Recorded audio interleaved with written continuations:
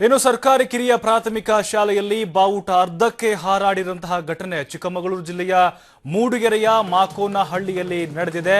ರಾಷ್ಟ್ರ ಧ್ವಜಾರೋಹಣಕ್ಕೆ ಶಾಲಾ ಸಿಬ್ಬಂದಿ ನಿರ್ಲಕ್ಷ್ಯ ತೋರುವ ಮೂಲಕ ಅವಮಾನ ಮಾಡಿದ್ದಾರೆ. ಶಾಲಾ ಶಿಕ್ಷಕರ ವಿರುದ್ಧ ಗ್ರಾಮಸ್ಥರು ಈಗ ಆಕ್ರೋಶವನ್ನ ವ್ಯಕ್ತಪಡಿಸ್ತಾ ಇದ್ದಾರೆ. ನಿಜಕ್ಕೂ ರಾಷ್ಟ್ರ ಧ್ವಜಕ್ಕೆ, ನಮ್ಮ ರಾಷ್ಟ್ರಕ್ಕೆ ಅಗೌರವ ತೋರಿದ್ದಾರೆ ಮೂಡಿಗೆರೆಯ ಕಿರಿಯ ಪ್ರಾಥಮಿಕ ಶಾಲೆಯ ಮಾಕೋನಹಳ್ಳಿಯ ಶಿಕ್ಷಕರು. ಆ ಒಂದು ಸಿಬ್ಬಂದಿಯ ನಿರ್ಲಕ್ಷ್ಯದಿಂದ ಧ್ವಜ ಏನಿದೆ ಅರ್ಧಕ್ಕೆ ಹಾರಾಡಿದೆ. ಬಾವುಟ ರಾಷ್ಟ್ರ ಧ್ವಜಕ್ಕೆ ಈ ಮೂಲಕ ಅವರು ಅಪಮಾನವನ್ನು ಮಾಡಿದ್ದಾರೆ.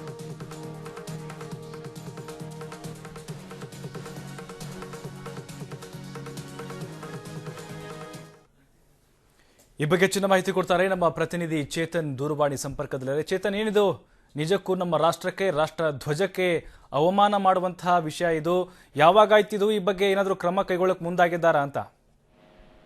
ಪ್ರಭು, ಏನಪ್ಪಾ ಅಂತಂದ್ರೆ ಈ ಘಟನೆ ನಡೆದಿರ್ತಕ್ಕಂಥದ್ದು ಚಿಕ್ಕಮಗಳೂರು ಜಿಲ್ಲೆ ಮೂಡಿಗೆರೆ ತಾಲೂಕಿನ ಮಾಕೋನಹಳ್ಳಿ ಗ್ರಾಮ ಪಂಚಾಯತ್ ವ್ಯಾಪ್ತಿಯಲ್ಲಿ ಬರ್ತಕ್ಕಂತಹ ಶರಾವತಿ ಎಂಬಂತಹ ಗ್ರಾಮದಲ್ಲಿ ಇವತ್ತು ಬೆಳಿಗ್ಗೆ ಗಣರಾಜ್ಯೋತ್ಸವ ಅಂಗವಾಗಿ ಶಾಲೆಯ ಸಿಬ್ಬಂದಿಗಳು, ಶಿಕ್ಷಕರು ಮತ್ತೆ ಆ ಬಾವುಟವನ್ನ, ರಾಷ್ಟ್ರಧ್ವಜವನ್ನ ಆರಿಸಿ ಹೋಗಿದೆ. ನಂತರ ಅದು ಮಧ್ಯಾಹ್ನದ ವೇಳೆಗೆ ಅದು ಲೂಸ್ ಆದ ಕಾರಣ ಅದು ಕೆಳಕ್ಕೆ ಸದ್ದಿರ್ತಕ್ಕಂಥದ್ದು. ಈಗ ಅದು ಆ ಮಧ್ಯಾಹ್ನದ ನಂತರ ಸಂಪೂರ್ಣವಾಗಿ ಕೆಳಕ್ಕೆ ಸದ್ದಿರ್ತಕ್ಕಂಥದ್ದು.